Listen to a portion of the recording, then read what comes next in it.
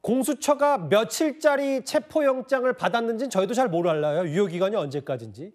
그런데 뭐 이르면 내일, 뭐 늦어도 다음 주 초까지는 대통령에 대한 체포 시도가 다시 진행이 될 텐데 오늘 밤부터 아시는 것처럼 서울 전역에 한파주의보가 예고돼 있습니다. 그런데 오늘 점심때부터 대통령 지지자들이 한남동으로 다시 모여들기 시작했습니다.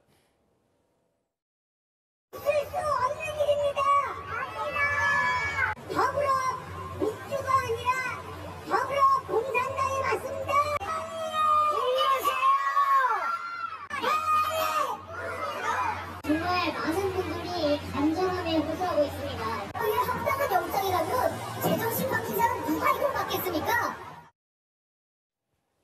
오늘 낮에도 저런 목소리가 있었다면 지금 이 시각 저녁 5시 50분, 6시를 향해 가는 이 시각 한남동 관저로 저희가 실시간 카메라를 한번 준비했습니다. 아까 점심부터 꽤 많이 모였습니다. 이제 전광판도 있고요. 9시부터 한파주의보가 발효되잖아요. 서울 전역에.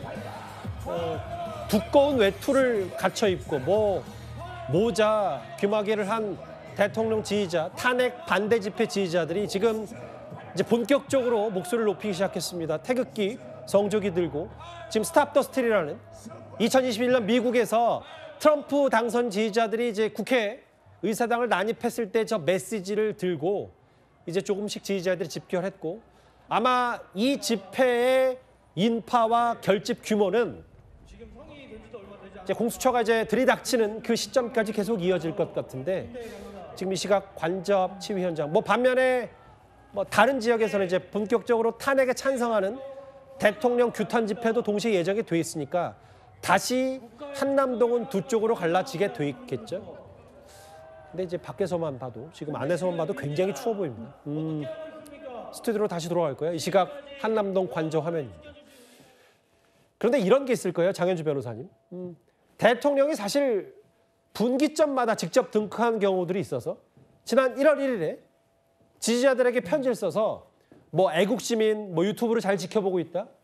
싸우겠다는 메시지. 그리고 1차 체포영장 집행 이후에 오늘 대통령이 직접 등장을 했고 이런 그 메시지를 어떻게 받아들일까요? 사실 윤석열 대통령 측의 의도가 어떤 것인지는 정확히 알 수 없겠지만 적어도 결과적으로는 본인을 지지해주는 지지자들을 독려하는 효과는 분명히 발생할 것 같습니다.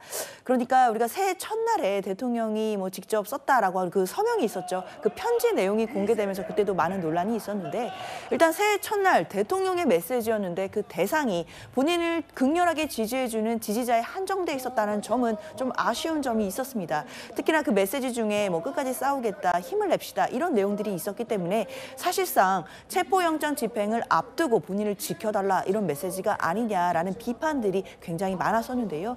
오늘 본인의 모습을 노출한 것도 사실상 같은 메시지의 어떤 연장선이 아닐까라고 해석해야 될 것 같습니다. 당연히 이제 2차 체포영장 집행을 언제가 될지 모르겠지만 앞두고 있는 상황이라고 한다면 대통령이 관저에 있다, 본인이 건재하다 이런 모습들을 지지자들에게 보여줌으로써 좀 더 그 지지자들을 독려하고 결집시키고자 하는 메시지는 분명히 있는 것 같은데요.